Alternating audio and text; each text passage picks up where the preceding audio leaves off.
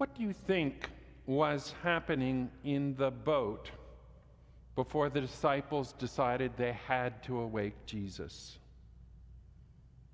We read in the Gospel of Mark, "And a great windstorm arose, and the waves beat into the boat so that it was already filling. But Jesus was in the stern, asleep on a pillow.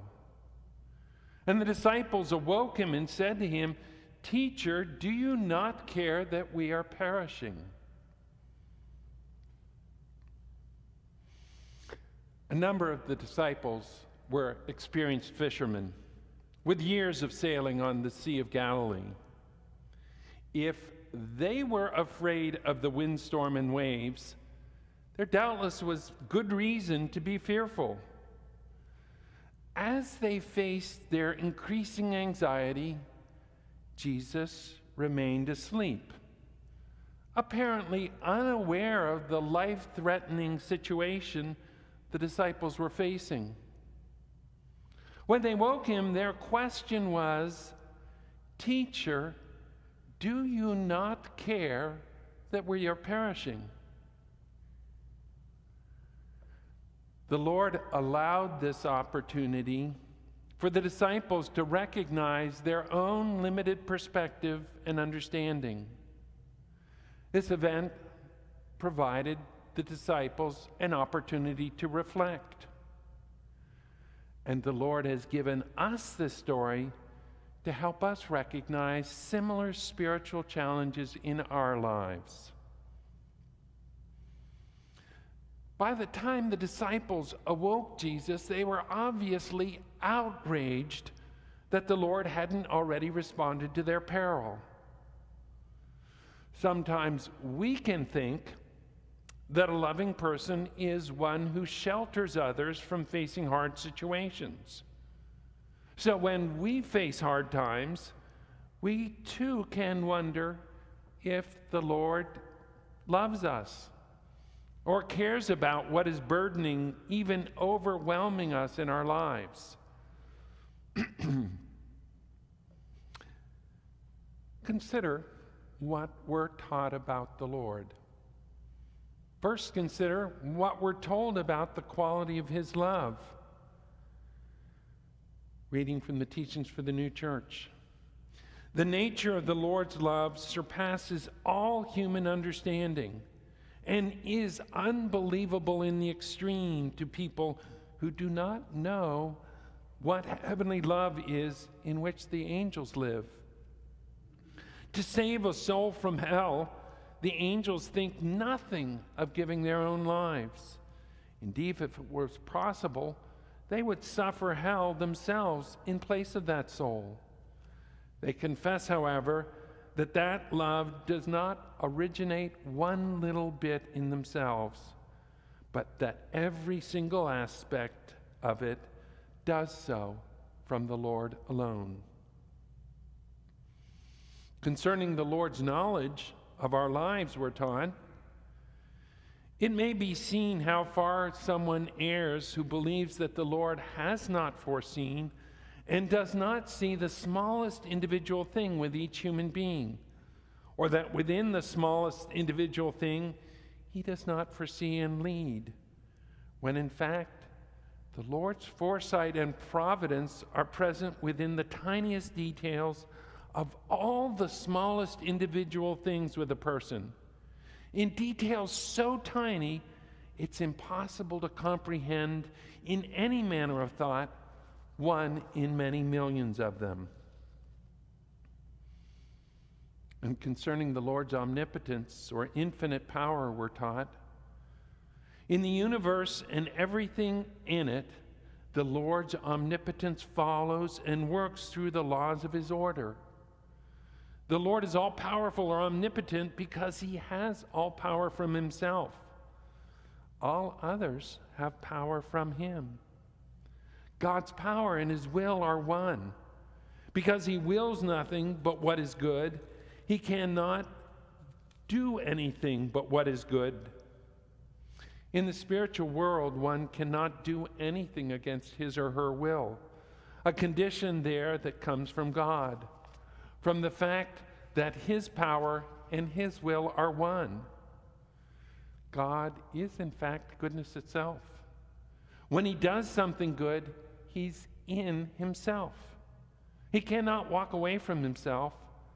Clearly, then, His omnipotence fills and works within the sphere of the extension of goodness, a sphere that is infinite.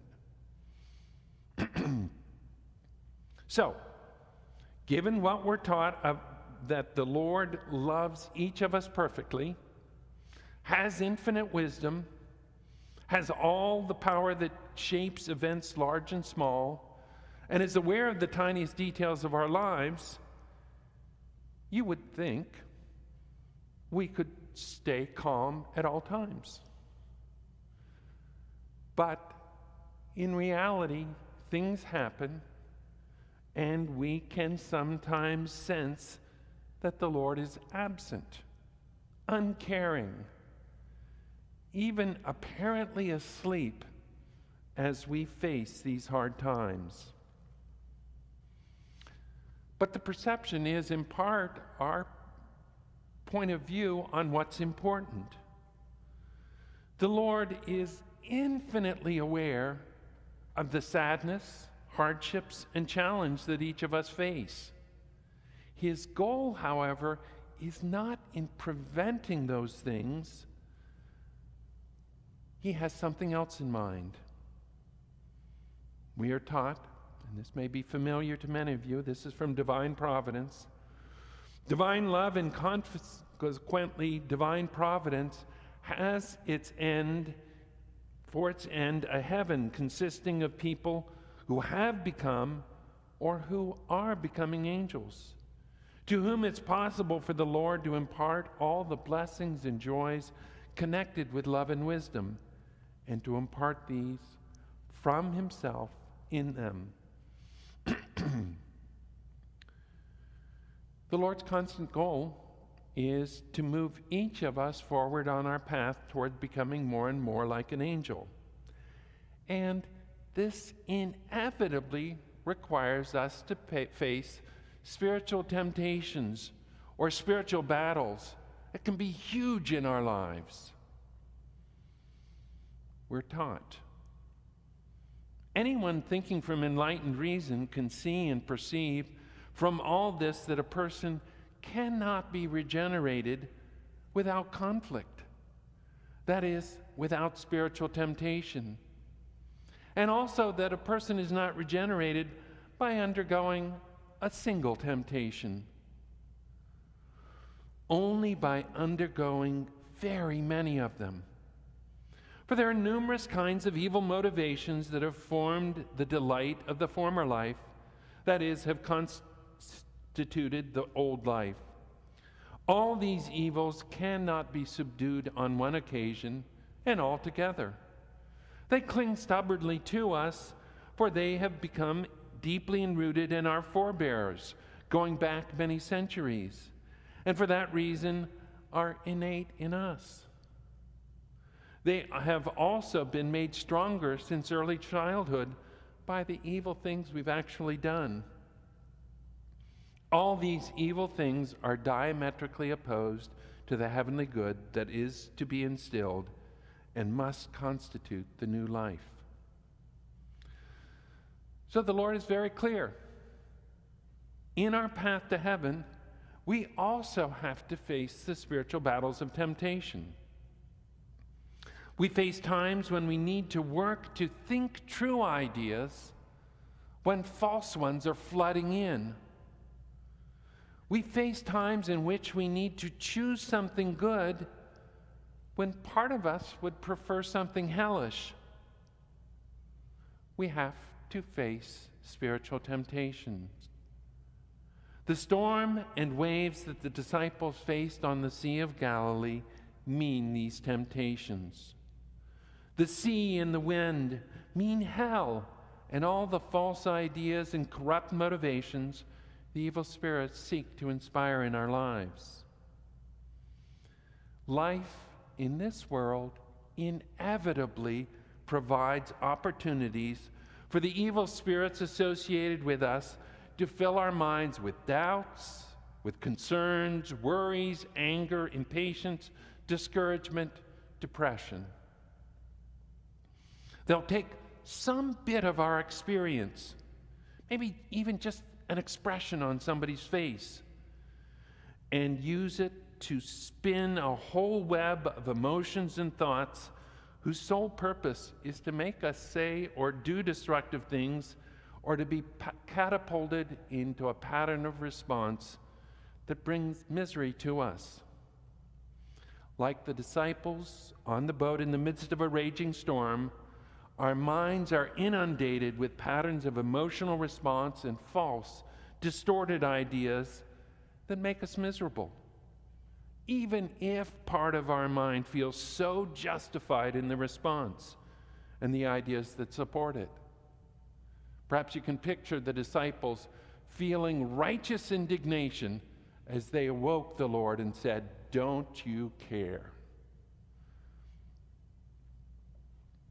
In this state, we tend to look at what is happening and have a clear conviction that the Lord is absent, asleep, as it were.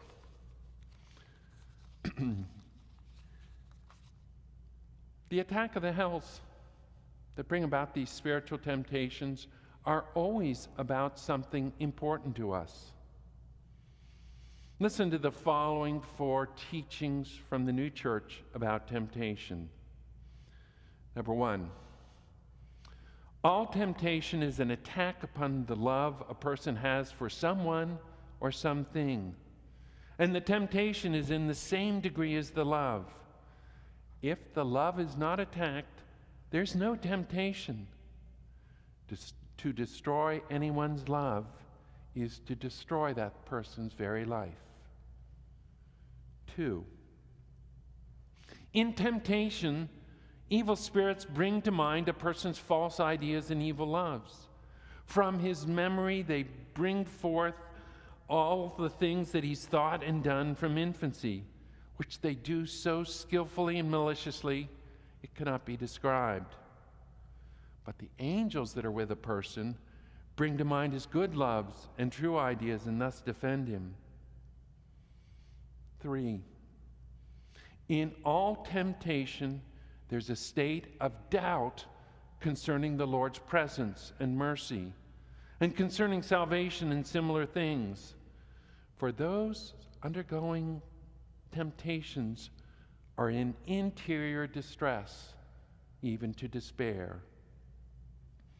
And 4thly, when a person is in temptation, he's attacked on all sides by false ideas and evil loves, which hinder the spiritual light flowing in from the Lord. That is, the good motivations and true thoughts flowing from him. Then the person is, as it were, in darkness. But when the person emerges from temptation, light appears with its spiritual heat. That is, true thoughts with their good affections. From this, the individual has gladness after this troubled time. This is the morning that follows the night. In the story in Mark, the disciples in desperation turned to the Lord, awakening him, but they were in panic and despair. They said, "Teacher, do you not care that we are perishing?" You might think these words would evoke a condemning response from the Lord as the first thing. Instead, he arose and rebuked the wind and said to the sea, "Peace, be still." And the wind ceased, and there was a great calm. Then the Lord did question the disciples, saying, "Why are you so fearful? How is it that you have no faith?" Well, each of us depends on the Lord's presence with us to give us that confidence, that ability to see through the challenges in front of us and recognize that we are loved and cared for. At the end of today's service, the sacrament of the Holy Supper will be offered. This, more than any other act of worship, is the perfect picture of us approaching the Lord, asking for His love within ours, asking for His wisdom to be part of our thoughts.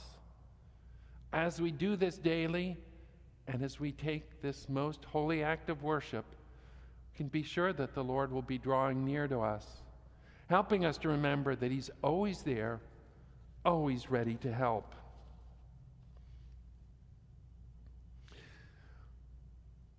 Well, this past calendar year has provided us more than one huge spiritual storm, sometimes striking many of us similarly and also swamping our lives in different ways.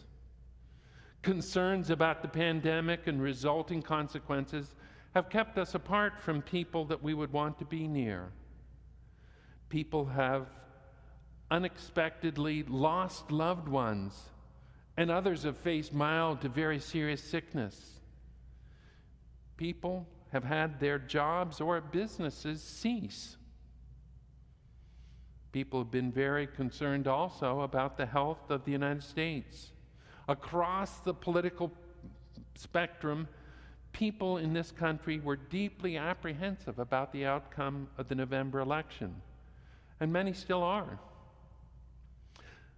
But every year, the reality is, pandemic or not, election or not, big issues in the world or not, people have challenges that they have to face. Every year, people face spiritual storms in their lives. Events happen every year that trouble people.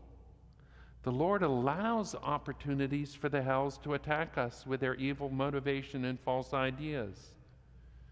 In part, those evil spirits want us to desire, think, and do evil things, and at times their goals are more universal. They want us to think that the Lord doesn't care about us and doesn't perhaps even exist. The Lord allows opportunities for us to face spiritual storms that have us question His loving concern. These happen in everybody's life. Many of us know the teachings for the new church that states, peace holds within itself trust in the Lord, the trust that He governs all things and provides all things, and He leads towards an ultimate conclusion that's good. This passage goes on to say, peace is at the center of all delight, even the undelightful states of a person governed by good. Bad things happen in our lives, sometimes hugely horrendous, and the Lord doesn't want these troubles for us. He allows them and uses them as an opportunity for us to grow spiritually. As you think back on this past calendar year, and as we look towards the new one stretching out in front of us, may we hold on to the deep belief that the Lord loves us and knows what's happening in our lives. When each of us face our spiritual storms, may we fight with the prayer that the Lord will help us. May we lead the active life that we can to help make this a better world and wisely take care of our loved ones and ourselves. May we trust that the Lord is always there to help calm the inner storms of doubt, despair, and anger. It doesn't mean He'll stop the external problem. Instead, He works with whatever opportunities arrive in our lives to help us grow as human beings. May we, with confidence and trust in the Lord, face our own opportunities and allow the Lord to use them to bring us ever closer to that heavenly state of mind that He wants for each of us. Amen.